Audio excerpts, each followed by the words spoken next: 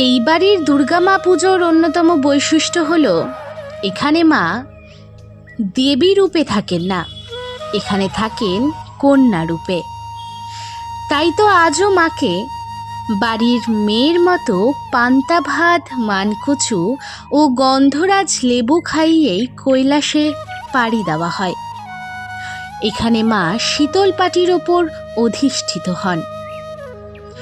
আজ আমি আপনাদের শোনাবো দুর্গা মায়ের পান্তা ভাত খাওয়ার গল্প। আচ্ছা, মা দুর্গা কি পান্তা ভাত খায়?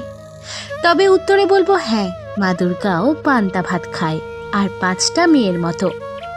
তবে এই গল্পটি শোনানোর আগে বলবো, আমি এই লেখাটি বর্তমানের পেপার থেকে সংগ্রহ করেছি, তাই আজ তাদের জন্যই আমি আপনাদের এই লেখাটি শোনাতে পারছি।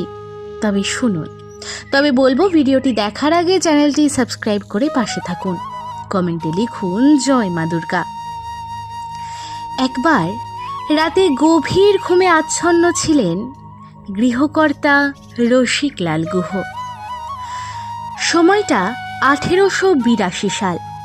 দুর্গাপুজোর আগে সেই রাতে তিনি স্বপ্নে শিবকে দেখেন, যেখানে মহাদেব তাকে বলেন, আমি তোর বাড়ির পাশের পদ্মা শাখায় আছি, আমাকে বাড়িতে নিয়ে গিয়ে পুজো কর। এরপর পদ্মা শাখা নদীতে গিয়ে শিবের মূর্তি উদ্ধার করেন রসিকবাবু। সেই সময় থেকেই বাড়িতে শিবের পুজোর পাশাপাশি হয়ে আসছে মা দুর্গারও পুজো।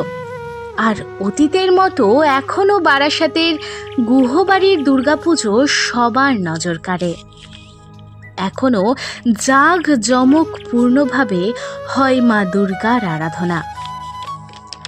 স্বাধীনতার পরে এবার বাংলায় চলে আসেন গুহবাড়ির সদস্যরা। এর আগে বাংলাদেশে থাকতেন তারা ফরিদপুরে। তবে তারপর ভারতে আসার পর এই গুহবাড়ির সদস্যরা দেবী দুর্গার পুজো করেন।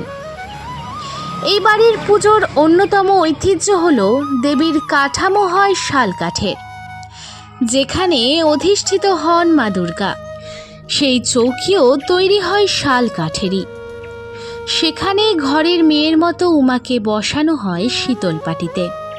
পুজোর সব বাসন ও পুজোর ঘট কাঁসার যে মণ্ডপে দেবী দুর্গার পুজো হয়, তার পাশেই থাকেন মহাদেব।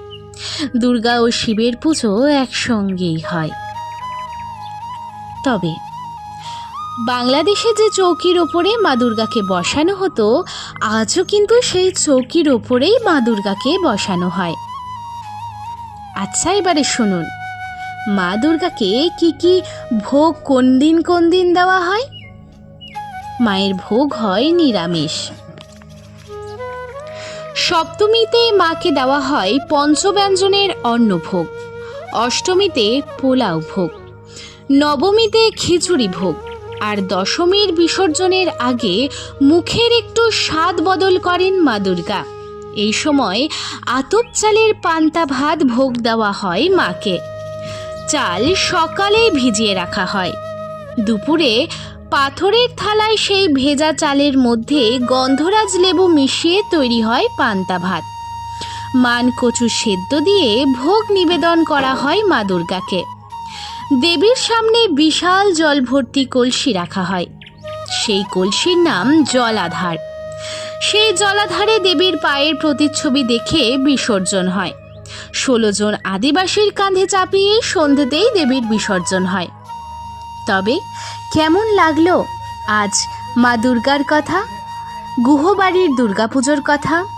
তাহলে জানলেন তো কেন পান্তা ভাত খেয়ে দেবী যান কৈলাসে।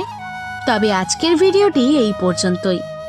আরও যদি আপনাদের নতুন নতুন কোনো তথ্য জাতীয় ভিডিও দেখতে পছন্দ হয়, তবে সাবস্ক্রাইব করতে ভুলবেন না। দেখা হচ্ছে পরের ভিডিওতে। থাকবেন ভক্তির সাথে, ভক্তের পাশে।